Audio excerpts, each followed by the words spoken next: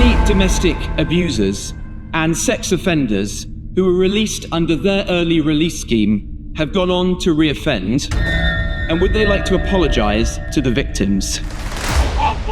Well, Mr. Speaker, I was going to congratulate the Right Honourable Gentleman in his new role, but he seems to have a very short memory, and I believe it is he who should be apologising to the country as a whole on behalf of his government's woeful, absolute misabuse of our justice system and our prisons.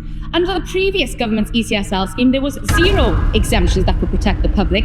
This government put in serious exemptions to prevent sex offenders from being released onto our streets, preventing those from serious violent crimes being released onto our streets. And I believe the Right Honourable Gentleman should maybe have a bit of humility.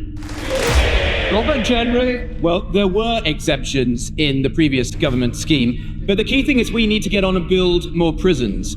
Prison works, and we need to see more prisons being built. The last Conservative government built more prison places than any prior Labour government in living memory, but we clearly need to go further.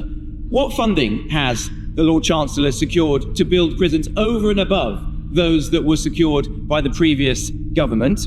And does she agree with her other junior minister that fewer people should be sent to prison? Again, Mr. Speaker, I think the Right Honourable Gentleman forgets who was in power for the last 14 years and who failed to build any prison places. Just 500 extra prison places were built under his government's watch.